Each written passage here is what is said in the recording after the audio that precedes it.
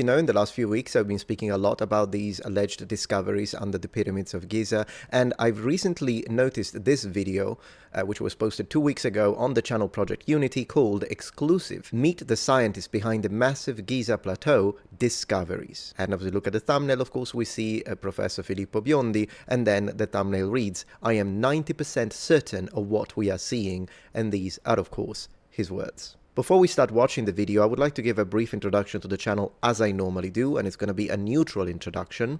The channel is called Project Unity, a space for free flow of ideas on disruptive issues. 84,800 subscribers as of the recording of this video, 293 videos posted.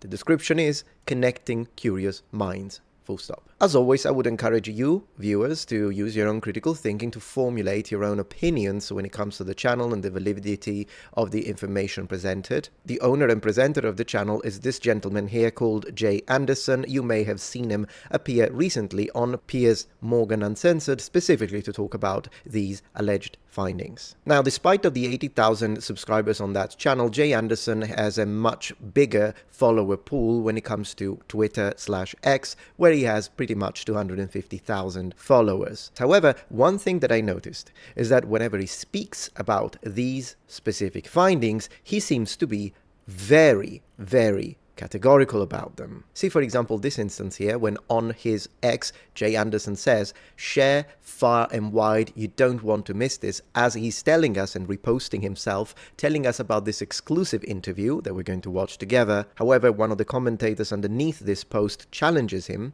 and says, "Keep in mind, it could be all hoax."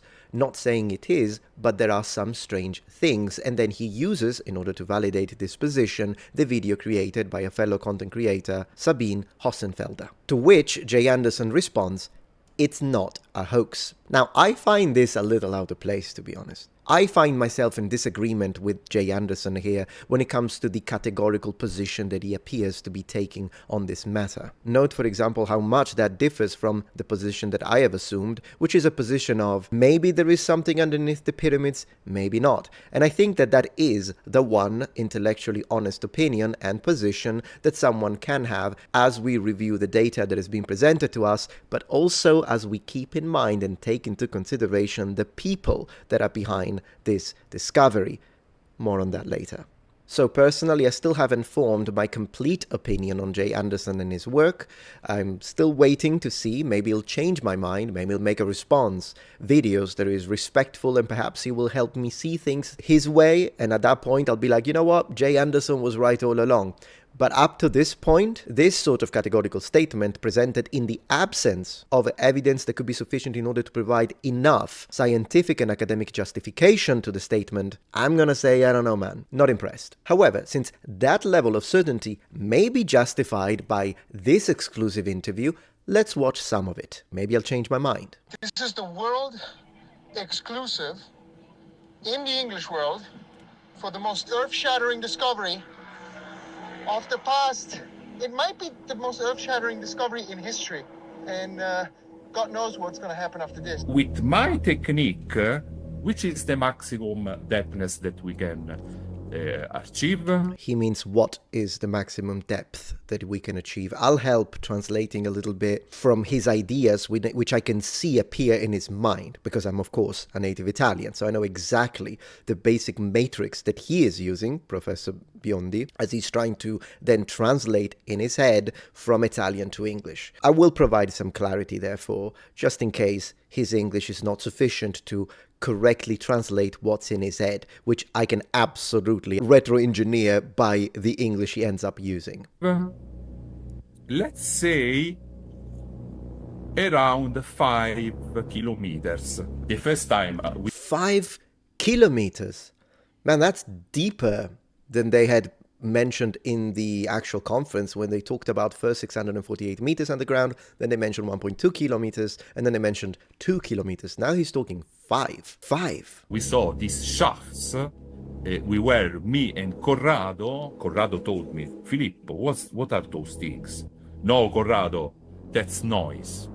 The first day, the first week, the first month, But the second month we say, Corrado, we have changed the radar, we have changed images, we have changed everything, and always these shafts were completely visible. And so, how you say, by our consciousness, we announce it to everyone with a certain probability that is very high.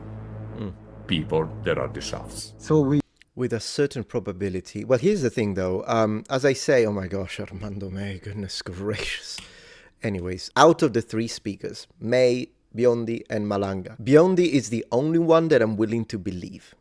However, what he just stated here doesn't really increase the certainty of the shafts being under there. Once again, I'm not a debunker, by the way, before people start accusing me on that, but I'm just attacking the argument as any academically oriented mind would expect me to. Precisely because I'm very excited about this and I wish this was true, but I have to attack the argument to reinforce its validity. That's how it works. If it offends you, if you're someone who believes this, and maybe believes even more, and the fact that I'm attacking the argument offends you, then you don't know how the scientific method works, how academy works. It's not a matter of I'm going to make a statement and then if you attack it, I'm offended. That's not how it works.